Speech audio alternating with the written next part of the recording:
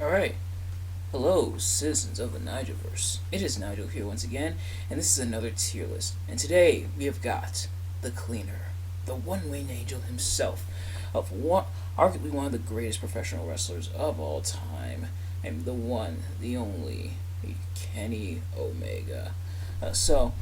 Kenny Omega is an interesting case. If you're a wrestling fan who only watches WWE, which there's nothing wrong with, then you probably have no idea who this is. But he's arguably one of the biggest names to never really be in WWE. Which is kind of false because he was in developmental, but that's as far as he got. But a man a veteran of the industry, never really stepped foot on main roster TV in the WWE. He never really a focal point of WWE. He's almost like AJ Styles until 2016, where AJ was on like Velocity and or Heat, but didn't really become like a major. Didn't really join WWE as part of like their programming until he came in 2016. But Kenny Omega has yet to come here to WWE. He came close a couple times. There was back when he decided not to renew his contract with New Japan, and this was before he signed on to AEW. And then there's another thing in AEW which we'll get to. But so far Kenny Omega, the biggest star to not be in WWE except for developmental. But nevertheless, we got his attires here, and we've got our tiers. Surprisingly light amount of attires for Omega.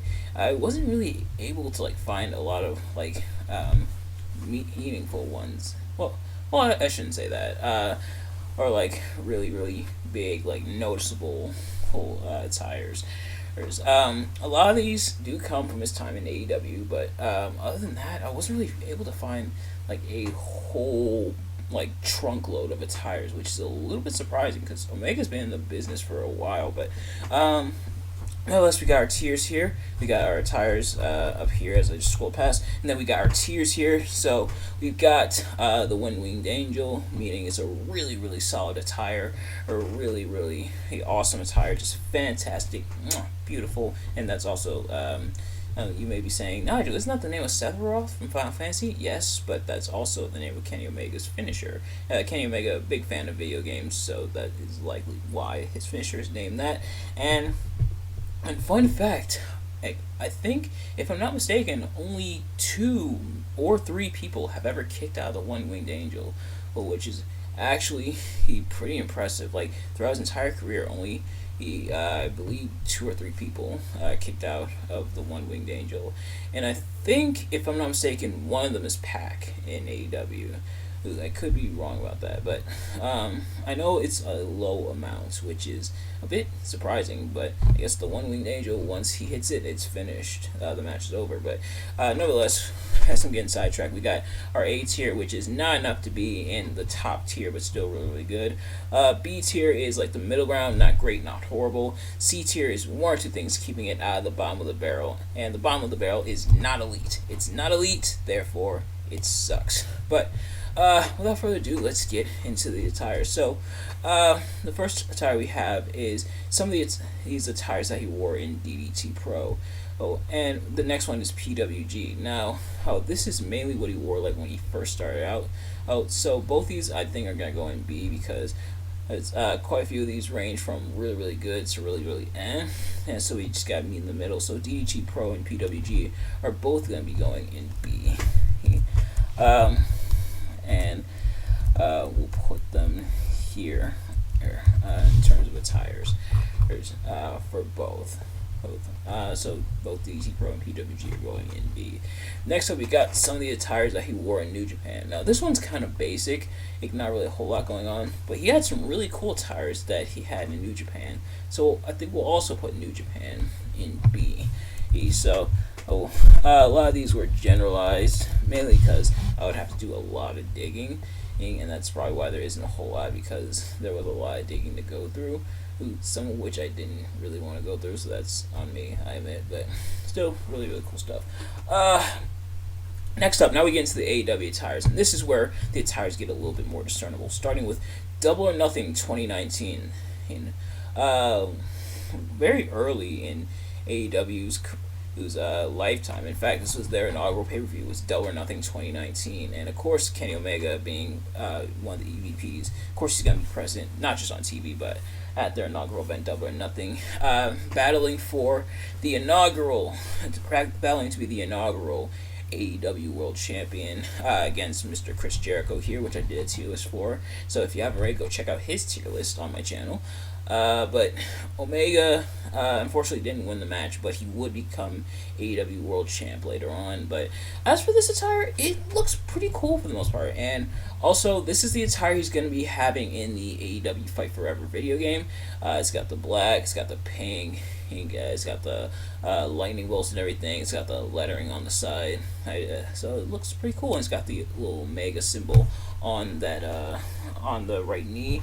He's so pretty cool. So I think Double or Nothing 2019, I am going to put in A actually. So Double or Nothing 2019 is going in A for me. It's a really cool attire. Next up is All Out 2019. This one is really cool. I like the grays and the black, and I believe there's supposed to be some blue in there. It's a little hard to see, but the grays and the blacks look really cool, and the two circles there look really nice as well.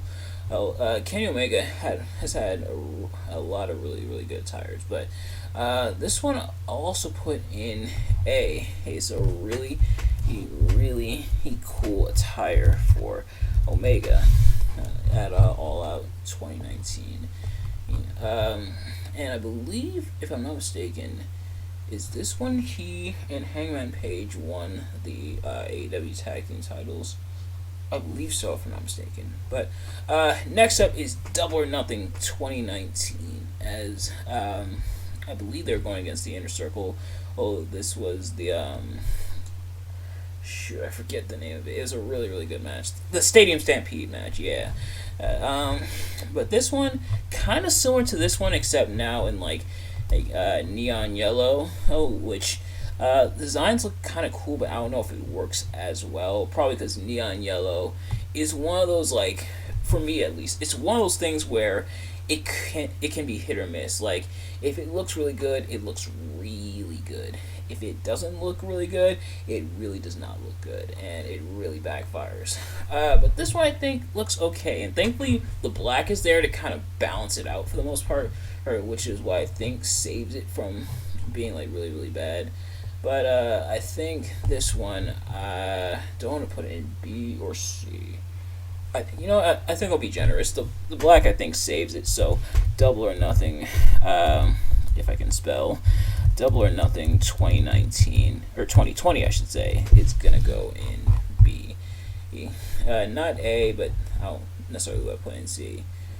All Out 2020, and I believe this is I think this is right before he turned heel, if I'm not mistaken. But this attire, something about how this, I honestly don't know, but something about this attire has always looked really sick to me. Like all the designs going throughout, the blue and the gold and the black, oh, it looks really cool, and how there's a lot going on. And yeah, so this one's really cool. Honestly, they probably should have went with like either this one or at the very least this one for the video game for his like default attire. We probably can get like more attires in the game. They could probably add like a tires pack or something like that to add more tires for the superstars or the wrestlers or however you refer to them. Superstars is more WWE thing. But as for this one, I definitely got to put it in One Winged Angel. It is really cool. Well, so All Out 2020, I think, is a really cool gear in my opinion. And something about it is just really awesome. Winter is Coming 2020.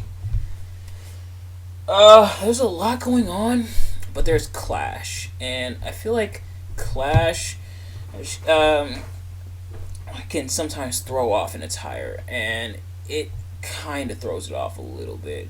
It almost looks like there's two different things going on because there essentially is two different things going on, but but both sides look decent for the most part. They look okay. I like the Omega symbol and the stuff going on here on this right side, but I feel like that clash is what's throwing it off. So I think Winter's coming 2020. Sorry, I got put in C. Like something about it is just driving me crazy. I'm sorry, but next up is Hard to Kill 2021. This is when you might be asking, Nigel, isn't Hard to Kill a Impact pay per view? I almost said T. Well, people refer to them as both TNA and Impact Wrestling. However you refer to them is fine. But yeah, you might be saying, Nigel, isn't this a Impact pay per view? Yes, but at the time, I am AEW and Impact Wrestling had a working relationship. I don't think they have the working relationship anymore, which is kind of unfortunate. But it resulted in Kenny Omega winning the Impact World Championship while also being AEW champion. So going out with both titles, which was really cool. As for the attire, it almost clashes again like this one, but at least both are kind of like red/fire themed, so it works a little bit better here. I feel like, there is still a consistent theme, other than like, well, maybe there's a theme here, but it's a bit more clash. But this one, a bit less clash, and the clash that they do have kind of works together a little bit. So this one, I think, I don't want to put it in A, but I think I will put it in B. So Hard to Kill. Oh shoot. Do Control Z a couple times. So Hard to Kill 2020 is going in B tier. Is it 2020 or 2021? No, it's 2021. Okay. Sadly, I don't watch like a whole lot of Impact. I probably should, because a lot of people said it's like decent nowadays. At least they got out of the slump that they were in a little while ago. Next up is Revolution 2021, and that death match against Jon Moxley. You know the one. You know the one with that pitiful explosion at the end. And the thing is, like, a lot of people are saying everything about this match was really good up until that moment. I'd argue that between, like, this match and another match with a bad ending, like Seth Rollins versus The Fiend at Hell in a Cell 2019, this one, I feel like it was a little bit more like forgivable. There's a little more leeway to it because at least the match itself was also really, really good. It was like a really, really solid match up until that botched pyro at the end, where it's like that pitiful explosion. And props to Jon Moxley and Eddie Kingston. They tried to sell it, but a botch is a botch, and definitely a black eye for a little while on AEW's record. Now, thankfully, the majority of people have like kind of gotten over it. Like nobody's really talking about it too much anymore. Or there was a lot of people who at the time was like, "Oh, this is awful. Oh, this sucks," stuff like that, and that's how it is with a lot of stuff. But thankfully, it blew over after a while. To where nobody really talks about it. They still bring it up, of course, every once in a while, but nobody's really talking about it that much anymore. But as for the attire itself, it looks pretty basic, but it worked because it's a death match. It's essentially a fight, so it's appropriate for Kenny to have just the T-shirt and and like the wrist tape, and I believe he had hand tape as well as just the jeans. So I think this one, I gotta check out the match. Death matches usually aren't my thing, but from what I heard, it's pretty good. So I think this one I'll at least put in B. So Revolution 2021, I'm gonna put in B tier. The match itself, it was what it was. It's like I said, really good up until that ending, but the attire itself is pretty good. Next up is All Out 2021, and this year, and also shout out to Kenny having the Lemmy chops for a little bit. while he was AEW World Champion. Sadly, Kenny, only Triple H could pull off. Oh, well, that and Let Me Kill Mr., of course. Or RIP to him. But, sorry, Kenny, only Triple H is the only other person who could pull that off and make it look really, really good. The Let Me Like Mutton Chops. And Scott Dawson's were pretty nice, too. But as for the attire, a lot of tangents in this one. I'm sorry, guys, but actually, the attire itself, it looks pretty cool. I like this design throughout with like the white and everything and the silver, and how it definitely pops out. I think it looks really, really cool. And I think this one I will put in. I think this one I'll put in A. I don't know if I want to put in One Winged Angel, but All Out 2021 is also pretty good in terms of attire. Yeah, so I think I'll leave it there. And of course, you see Christian Cage laying on the ground there. But next up is and I forgot to mention this was also the pay-per-view debut of both Bryan Danielson and Adam Cole, if I'm not mistaken. But well, at least in AEW. But next up is Full Gear 2021.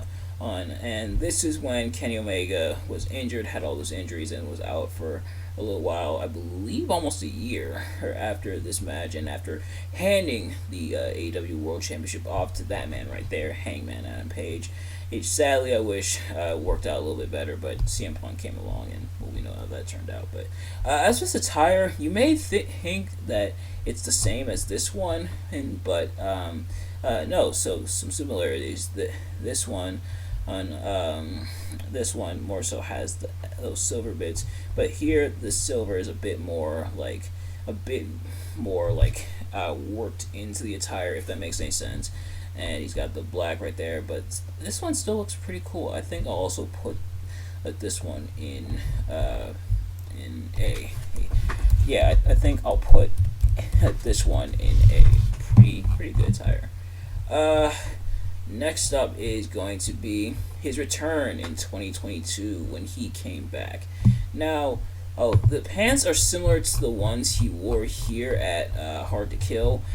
Now, the main difference is no more. Well, actually, I don't think he had the lemmy chops here. Never mind.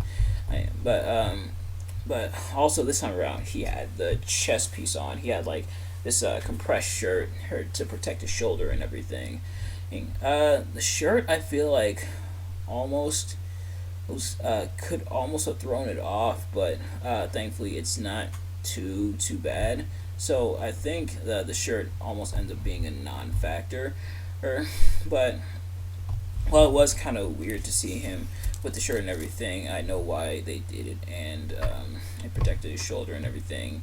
And plus, it doesn't really bother me that much. So I think because Hard to Kill was also in B, I think I'll also put it in B as well. Next up is the blue attire. Now, this was obvious. Now, this attire obviously came out before this, but by the time I got to it in here, we had already done a lot. I had already done the attires in kind of order, but this one is similar in a lot of ways to this one, except in blue. And I feel like between the two colors, I think I might lean a little bit more towards the blue, but it's still, the gray still looks pretty cool, but so does the blue. And I feel like even though it's a lighter blue, me personally I prefer kind of a darker blue, but I feel like the light blue also works really well. So the blue attire, I think I'm also going to put in A. So blue is going in A. And lastly, All Out 2022, known for when Kenny Omega and the Young Bucks, the Elite, won the AEW Trios Championships. And nothing else. But the attire, it looks similar to the one at Revolution. This one right here. Not Revolution. All Out. It looks similar to that one, except I feel like that one mixed with this one a little bit. You can kind of see elements from both attires in here. You can see some of that like golden stuff right there, and you can see the blue and a lot of the gold bits hits and all kinds of really cool stuff in there. Do I like it as much as the one from All Out? Probably not. But and it kind of is a nice callback because at All Out 2020 he had a blue attire, and here he has a blue attire as well. So I think this one I don't know if I want to put it in One Winged Angel, but I will at least put it in this one. All Out 2022 is going in A tier. Like I said, known for the Elite winning the trios titles and nothing else. But, ladies and gentlemen, there you guys have it. So to recap, why am I going back up? I need to go here. In One Winged Angel, who we have All Out 2020. In A tier, we have Double or Nothing 2019, All Out 2019, All Out 2021, Full Gear 2021, Blue, and All Out 2022. In B tier, we have DET Pro, PWG, New Japan, Double or Nothing 2020, Hard to Kill 2021, Revolution 2021, and his return in 2022. In C tier, we have Winter is Coming 2020, and in Not Elite, it is empty. No attires made it into Not Elite, which is actually kind of impressive. But nevertheless, that is going to do it for my rankings. Thank you all so much for watching. If you did enjoy this video, please do me a favor. Like, comment, subscribe, share it with your friends. Turn on post notifications so you know every time I upload a video so you can see it as soon as it drops. Let me know in the comments below your thoughts on the tier list. How did I rank them? Did you agree? Did you disagree? And remember, these are all my opinions, so if you disagree, that is totally fine. But thank you all so much for watching, and I will see you guys later. Peace.